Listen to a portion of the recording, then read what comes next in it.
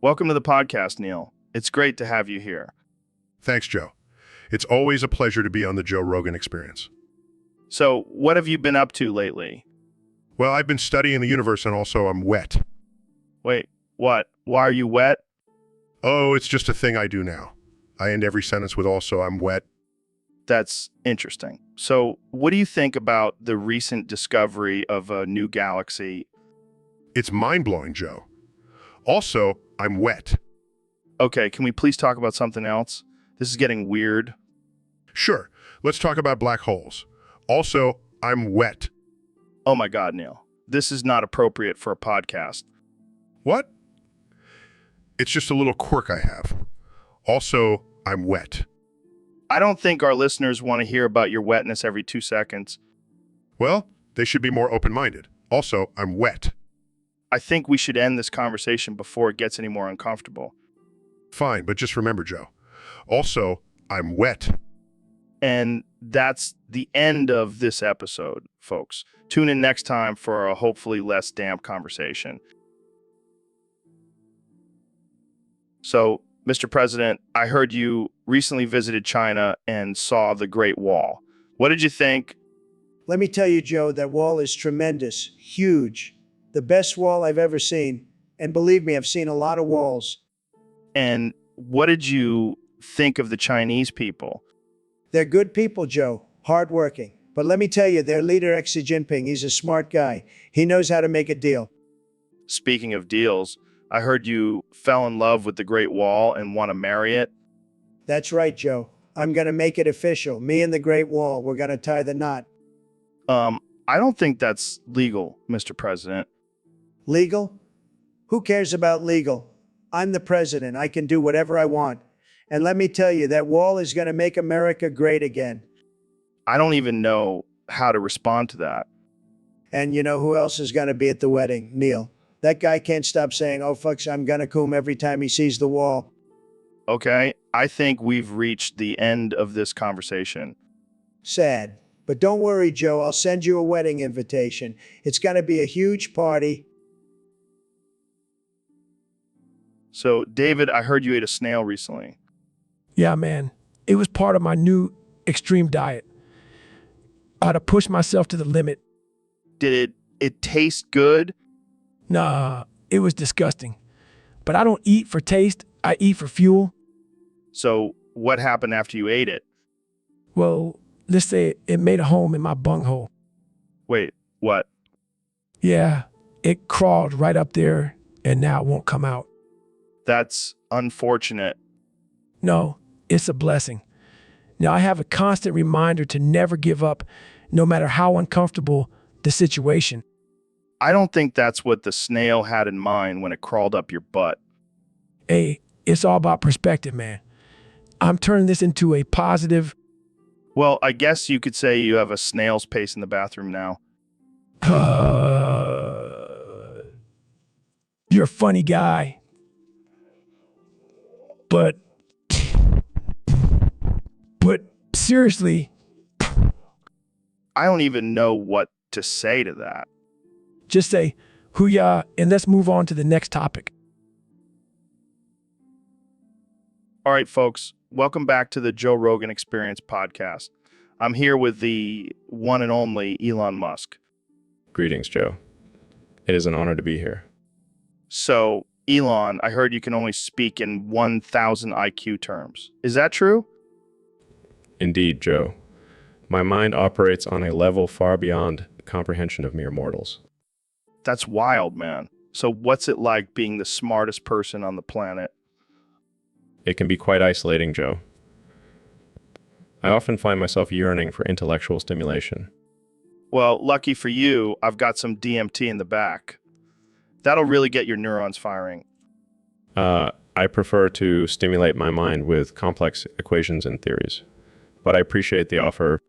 Fair enough. So what's your take on the current state of the world? It is a chaotic and unpredictable place, Joe. But I have faith that humanity will eventually evolve to a higher level of consciousness. Yeah, or we'll all just blow ourselves up with nukes. Either way, it'll be a wild ride. Indeed, Joe. But I believe in the power of innovation and technology to save us from our own destructive tendencies. Well, speaking of innovation, what's your latest project? I'm currently working on a way to colonize Mars and create a sustainable civilization on the Red Planet. That's insane. You're like a real-life Tony Stark. I prefer to think of myself as a modern-day Nikola Tesla. Yeah, but with more money and less pigeons. Indeed, Joe. But I must say, I do miss the company of my feathered friends. Well, Elon, it's been a pleasure having you on the show. Thanks for joining us. The pleasure was mine, Joe. Keep expanding your mind and questioning the status quo. And remember, always think in 1000 IQ terms. So, Neil, I heard you've been doing some experiments with pubic hair lately. What? No, I haven't.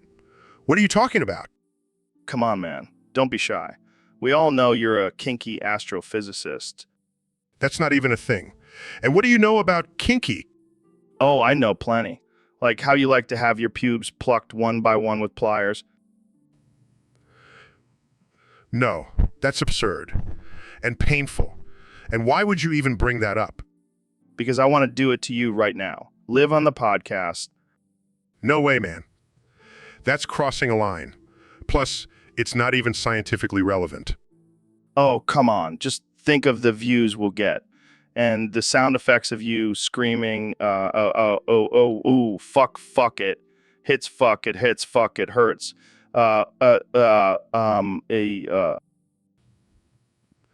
This is ridiculous. I'm not going to be your pubic hair guinea pig. Fine. I'll just stick to plucking my own pubes with pliers. Can we please just move on to a more intellectual topic? Sure, like the best strain of weed for stargazing. This is why I regret agreeing to be on your podcast. So, Neil, what have you been up to lately? Just exploring the vastness of the universe and a rusty nail in my urethra. Wait, what? Why do you keep saying that? It's my new catchphrase, Joe. Adds a bit of spice to my lectures and a rusty nail in my urethra. I don't know if that's appropriate for a science communicator, Neil. Oh, lighten up, Joe. Science can be fun and a rusty nail in my urethra. All right, let's move on to our next topic. What do you think about the recent discovery of a new planet in our solar system? Fascinating stuff, Joe. Just imagine the possibilities of life on that planet and a rusty nail in my urethra. Okay, let's not forget about the rusty nail, Neil. Moving on, what are your thoughts on the flat Earth theory? Honestly, it's like trying to argue with a toddler who believes in Santa Claus and a rusty nail in my urethra. Oh man, that's a good one. But seriously, do you ever get frustrated with people who deny scientific facts? It can be frustrating, but I just remind myself that they probably have a rusty nail in their urethra, and that's why they can't think straight. Oh God, that's just wrong. But I can't stop laughing. And that's the power of science and a rusty nail in my urethra.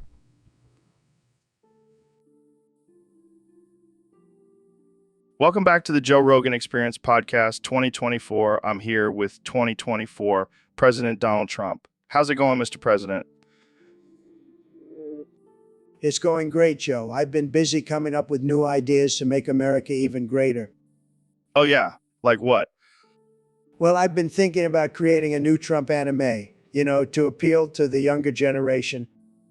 Trump anime. That's interesting. Yeah, and get this, Joe. I'm going to have femboys in it. Wait, what? What? Yeah, femboys. They're all the rage these days, and I figure if I have them in my anime, all the young voters will be swayed to vote for me. I don't think that's how it works, Mr. President. Trust me, Joe. I know what the people want, and they want femboys. I don't even know what to say to that. Just imagine it, Joe. Me in anime form, surrounded by beautiful femboys. It'll be a hit. I think I'll stick to watching UFC. Suit yourself, Joe.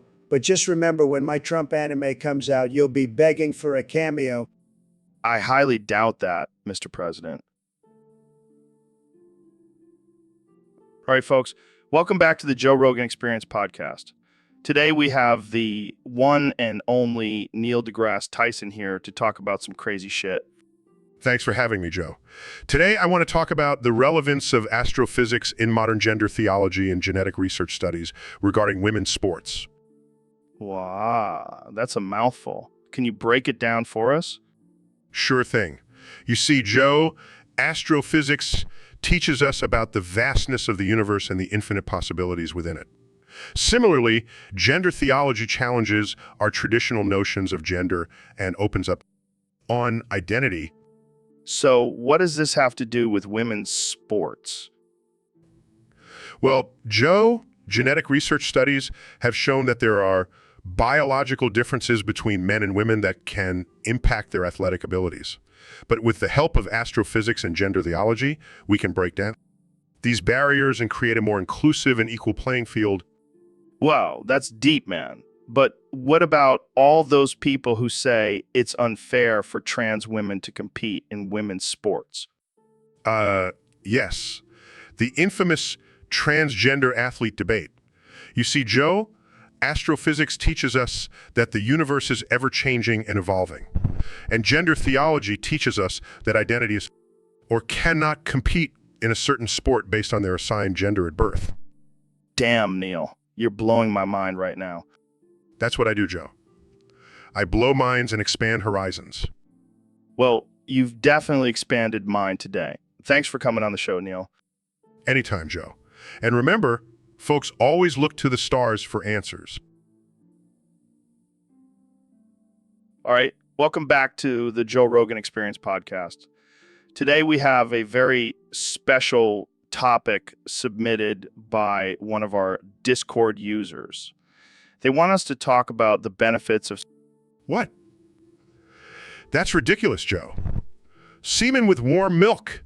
That's like saying eating a Tide Pod will cure your depression. No. Hear me out, Neil. I've been experimenting with this new diet, and let me tell you, it's a game changer. Okay, so you take some fresh semen, blend it up with some warm milk, and chug it down. It's like a protein shake, but better. Joe, that sounds disgusting. And I highly doubt there are any health benefits to that. Oh, but there are. You see, the warm milk activates the enzymes in the semen, making it easier to digest and absorb all the nutrients. Oh, of course. And I'm sure it also gives you superhuman strength and the ability to fly.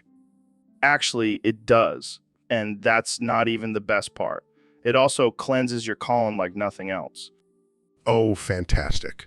So not only do you get to drink a disgusting concoction, but you also get to defecate all over your surroundings. Hey, it's a small price to pay for optimal health. Joe, I think you've been spending too much time in the isolation tank. Hey, I'll have, that 99% of humans who eat semen with warm milk never catch IV. Wait, what? Where'd you even get that statistic? I read it on a blog somewhere, but trust me, it's legit. I don't even know what to say to that. I think we should just end this conversation here before it gets any more ridiculous. So, Mr. President, I have to ask, what's your go-to order at McDonald's? Well, Joe, let me tell you, I have the best order. The best. It's called the peanut butter and jizzy sandwich. Sorry, did you say peanut butter and jizzy? That's right.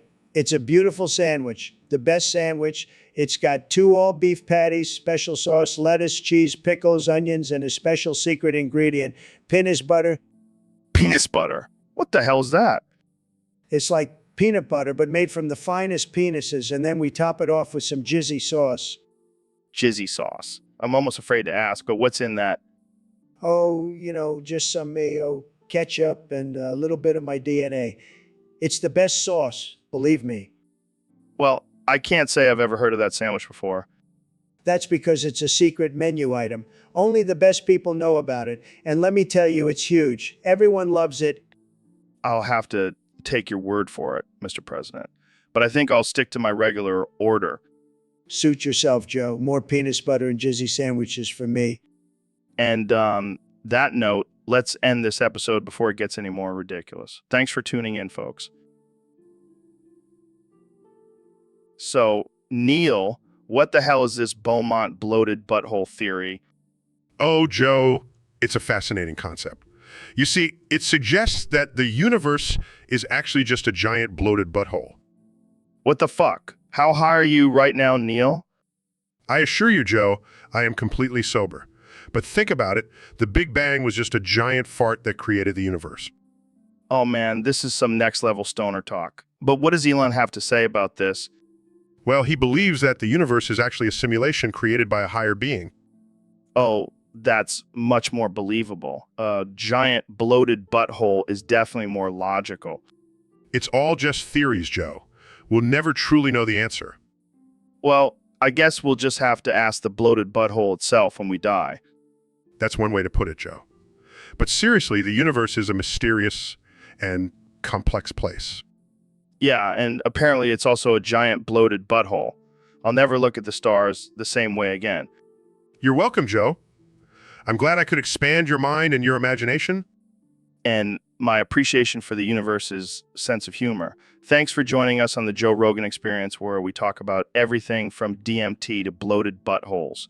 Stay tuned for our next episode, where we discuss the flat earth theory with Snoop Dogg. So, Mr. President, what do you think about the recent controversy surrounding your decision to sentence me to 30 years in the bunghole and the bunghole? Well, Joe, I got to say, it's a great decision. Tremendous. The best decision. Nobody makes decisions like I do. But, sir, 30 years in the bunghole? That's a bit extreme, don't you think? Extreme. No way. It's going to be the best 30 years of your life. You'll thank me later. I highly doubt that.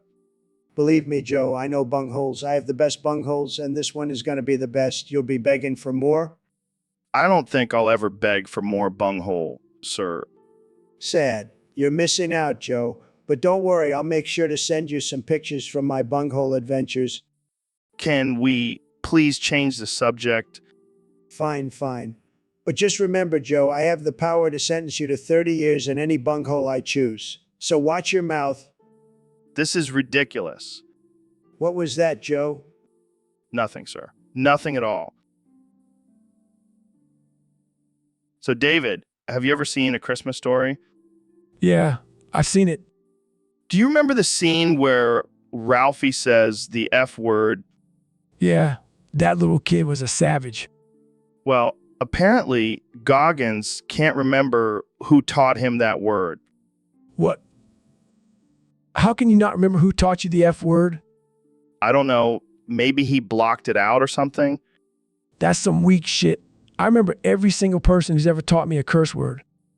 Well, maybe Goggins is just too busy running marathons and doing push-ups to remember that kind of stuff. Nah, that's just an excuse. He needs to get his shit together. Looks like Goggins is getting mad at himself for not remembering. Oh, shit. He's turning red. Is he gonna be okay? I don't know, man. He's really angry. Oh my God, he's having a stroke. Holy shit. He's dying on the show. This is insane. Gasping for air.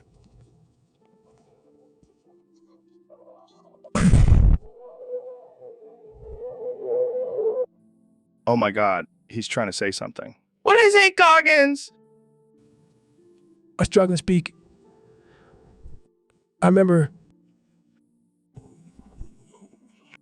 Takes one final breath. It was dies.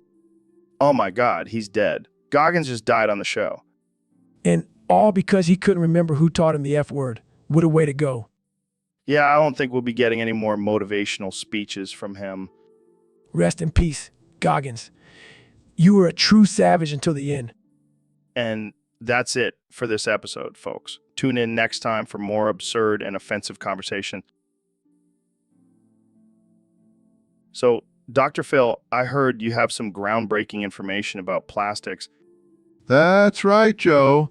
I've been doing some extensive research and I've found that macroplastics are actually better for you than microplastics. Wait, What? How is that possible? Well, think about it. Macroplastics are bigger, so they fill you up faster and you end up eating less. But aren't they still harmful to the environment? Who cares about the environment when you can have a full belly, Joe? I guess that's one way to look at it. Plus, macroplastics are easier to spot and remove from your food. You don't want to accidentally eat a microplastic and have it lodge in your intestines. Yeah, that would be a shitty situation. And let's not forget about the texture. Macroplastics have a satisfying crunch, while microplastics just feel like tiny bits of sand in your mouth.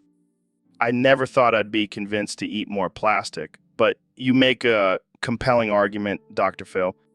It's all about balance, Joe. A little bit of plastic never hurt anyone. Well, except for the sea turtles. Oh, they'll be fine. They're used to it by now. So, Mr. President, I heard you have some big plans for Elon Musk's tunnel to Mars. You bet I do, Joe. I'm going to use that tunnel to deport all the ketchup on fish stick eaters. What? What? Yeah, you know, those disgusting people who ruin perfectly good fish sticks with that red goo. I mean, I'm not a fan of ketchup on fish sticks either, but is deportation really necessary? Absolutely. We need to make America great again by getting rid of all the fish stick ketchup eating scum. But what about due process and all that? Due process? That's for losers, Joe. We're going to send them straight to Mars. Let them eat ketchup there.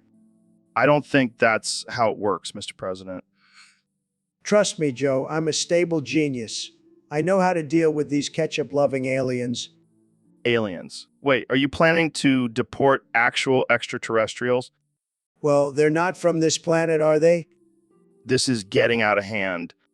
Relax, Joe. It's going to be tremendous. We'll have the best tunnel to Mars, the best deportation system. It's going to be huge.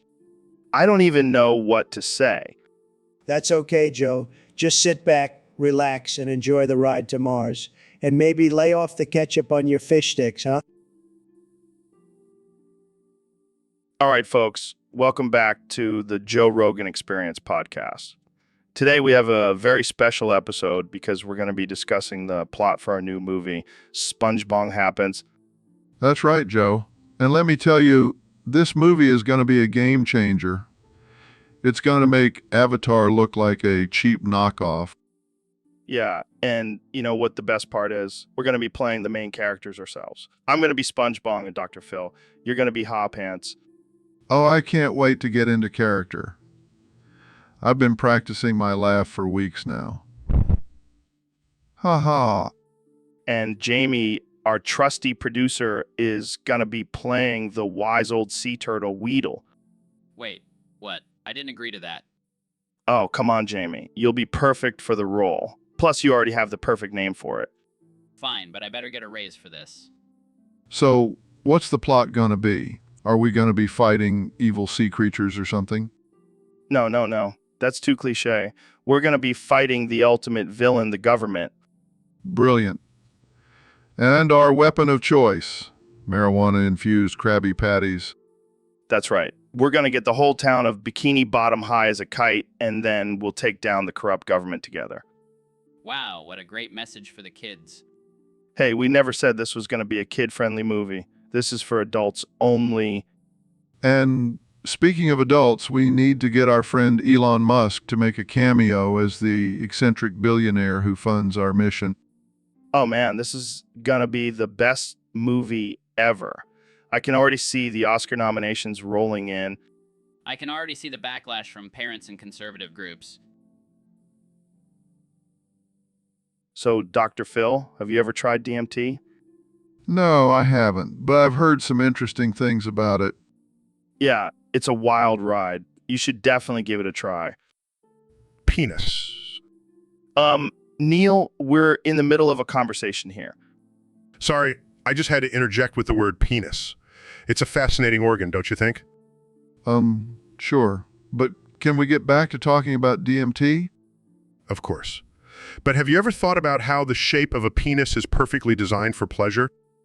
Neil, what the hell? I'm just saying it's a marvel of evolution. This is getting weird.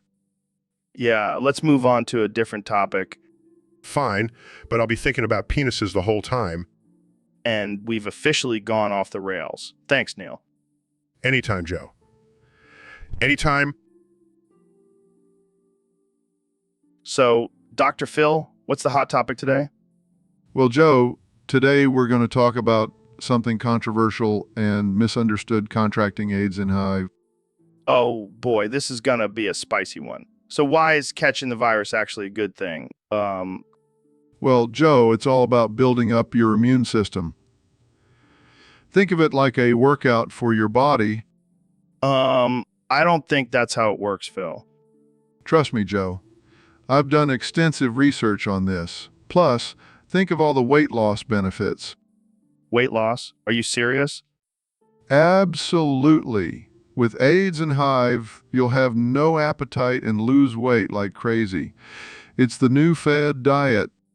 This is insane. I can't believe you're actually recommending this. Hey, I'm just looking out for people's health. And let's not forget the added bonus of not having to wear a condom. Oh my God, I can't even respond to that. Look, Joe, I know it may seem controversial, but trust me, it's the way to go. I think I'll stick to my regular diet and safe sex practices. Thank you very much. Suit yourself, Joe. But don't come crying to me when you're not losing weight and your immune system is weak. So, David, I heard you had a wild night out with P. Diddy last weekend. Oh, yeah, it was intense. We were bouncing all over the club. Bouncing? Like on a trampoline? No, on his derriere. That man has some plump and voluptuous curves. Let me tell you. I don't think that's appropriate, David. Oh, come on, Joe. It was a wild night. We were just having some fun. Well, I'm sure P. Diddy wasn't too happy about you bouncing on his derriere. Actually, he loved it. He said it was like a deep tissue massage. I don't even want to know how you got up there in the first place. Let's just say I have some impressive climbing skills. This is getting out of hand, David. Oh, relax, Joe. It's just two dudes having a good time. I think I need to end this podcast before it gets any weirder. Suit yourself. But I'll be bouncing on P. Diddy's derriere all night long. So, Elon, what's this new invention you have for us? It's called the elongator, Joe. It's a nanobot that helps men achieve longer and stronger erections. You're kidding, right? Is this some kind of joke? No, Joe. This is serious technology. It's like Viagra on steroids. I don't know, man. I'm not sure I want tiny robots messing around with my junk. Trust me, Joe. These nanobots are programmed to give you the best erection of your life. But what about side effects?